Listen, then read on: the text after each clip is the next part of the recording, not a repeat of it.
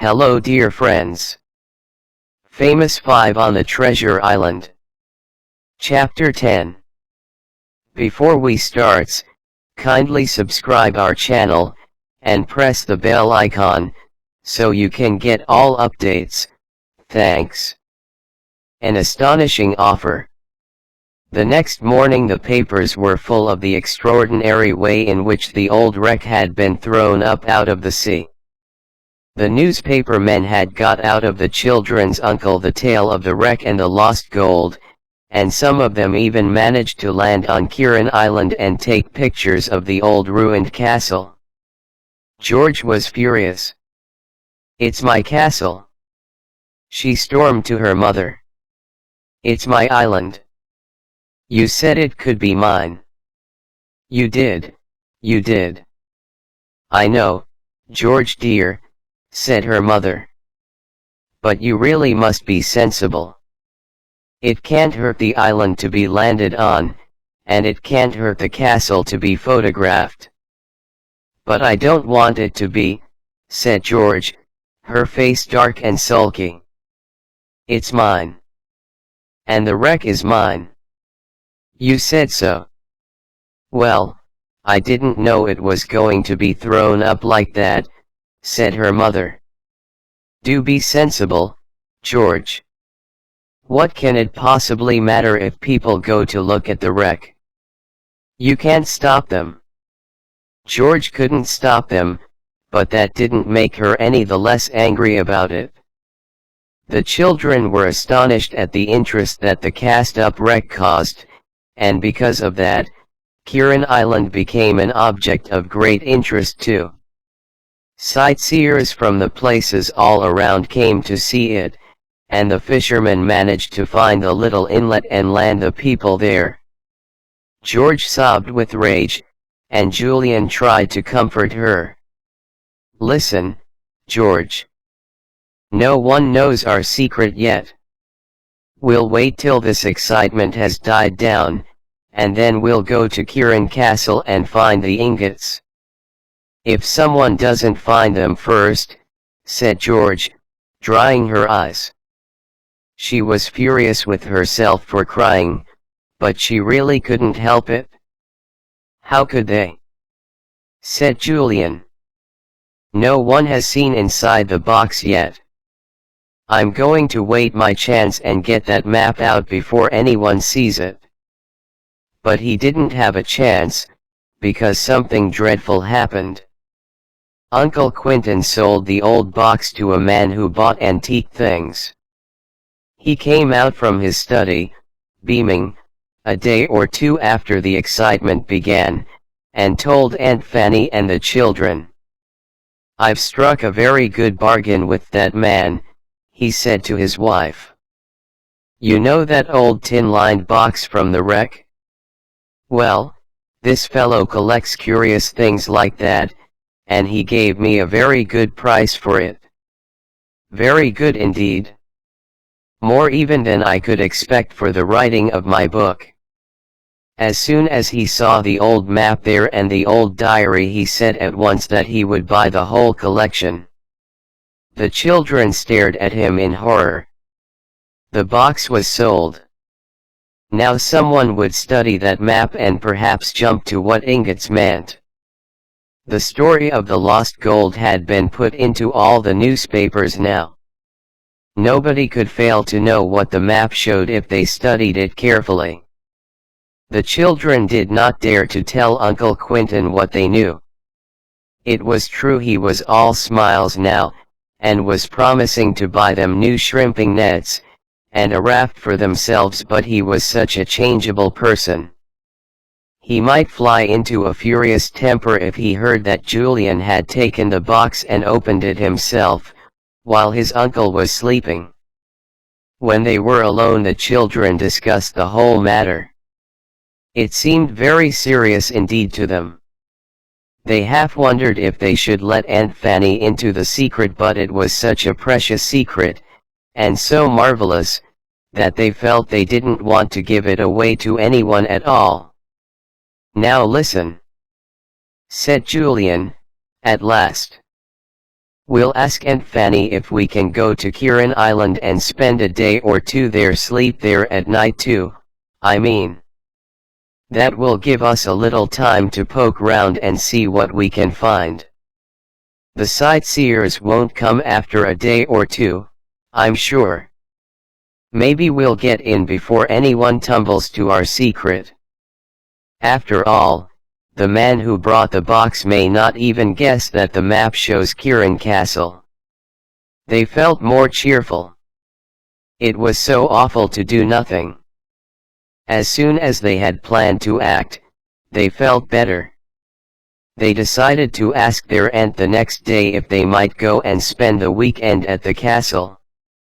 The weather was gloriously fine, and it would be great fun. They could take plenty of food with them. When they went to ask Aunt Fanny, Uncle Quentin was with her. He was all smiles again, and even clapped Julian on the back. "Well," he said, "what's this deputation for?" "We just wanted to ask Aunt Fanny something," said Julian, politely. "Aunt Fanny, as the weather is so fine, do you think you would let us go for the weekend to Kieran Castle, please, and spend a day or two there on the island? You can't think how we would love to." "Well, what do you think, Quentin?" asked their aunt, turning to her husband. "If they want to, they can," said Uncle Quentin. "They won't have a chance to, soon. My dears, we have had a marvelous offer for Kieran Island. A man wants to buy it, rebuild the castle as a hotel, and make it into a proper holiday place. What do you think of that?" All four children stared at the smiling man, shocked and horrified. Somebody was going to buy the island. Had their secret been discovered? Did the man want to buy the castle because he had read the map, and knew there was plenty of gold hidden there? George gave a curious choke. Her eyes burned as if they were on fire. "Mother! You can't sell my island. You can't sell my castle. I won't let them be sold." Her father frowned. "Don't be silly, Georgina," he said. "It isn't really yours. You know that. It belongs to your mother, and naturally she would like to sell it if she could. We need the money very badly. You will be able to have a great many nice things once we sell the island." "I don't want nice things," cried poor George. "My castle and my island are the nicest things I could ever have." "Mother! Mother! You know you said I could have them. You know you did. I believed you." "George dear, I did mean you to have them to play on, when I thought they couldn't possibly be worth anything," said her mother, looking distressed. "But now things are different. Your father has been offered quite a good sum, far more than we ever thought of getting, and we really can't afford to turn it down. So you only gave me the island when you thought it wasn't worth anything," said George, her face white and angry. "As soon as it is worth money you take it away again. I think that's horrid. It isn't honorable." "That's enough, Georgina," said her father, angrily. "Your mother is guided by me. You're only a child. Your mother didn't really mean what she said, it was only to please you. But you know well enough you will share in the money we get and have anything you want." "I won't touch a penny," said George, in a low, choking voice. "You'll be sorry you sold it." The girl turned and stumbled out of the room. The others felt very sorry for her. They knew what she was feeling. She took things so very seriously. Julian thought she didn't understand grown UPS very well. It wasn't a bit of good fighting grown UPS. They could do exactly as they liked. If they wanted to take away George's island and castle, they could. If they wanted to sell it, they could.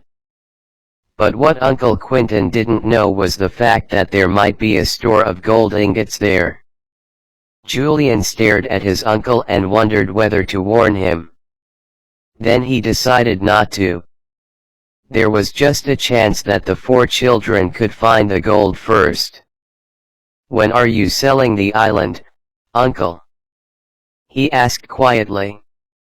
"The deeds will be signed in about a week's time," was the answer. "So if you really want to spend a day or 2 there, you'd better do so quickly, for after that you may not get permission from the new owners." "Was it the man who bought the old box who wants to buy the island?" asked Julian. "Yes," said his uncle. "I was a little surprised myself, for I thought he was just a buyer of old things. It was astonishing to me that he should get the idea of buying the island to rebuild the castle as a hotel. Still, I dare say there will be big money in running an hotel there. Very romantic, staying on a little island like that. People will like it. I'm no businessman myself, and I certainly shouldn't care to invest my money in a place like Kirin Island. But I should think he knows what he is doing all right." "Yes, he certainly does," thought Julian to himself, as he went out of the room with Dick and Anne. "He's read that map and has jumped to the same idea that we did. The store of hidden ingots is somewhere on that island and he's going to get it. He doesn't want to build an hotel. He's after the treasure. I expect he's offered Uncle Quentin some silly low price that poor old uncle thinks is marvelous. Oh dear, this is a horrible thing to happen." He went to find George. She was in the tool shed, looking quite green. She said she felt sick. "It's only because you're so upset," said Julian. He slipped his arm round her. For once in a way George didn't push it away. She felt comforted. Tears came into her eyes, and she angrily tried to blink them away. "Listen, George," said Julian. "We mustn't give up hope. We'll go to Kirin Island tomorrow, and we'll do our very, very best to get down into the dungeons somehow and find the ingots. We'll jolly well stay there till we do. See? Now cheer up, because we'll want your help in planning everything. Thank goodness we took a tracing of the map." George cheered up a little.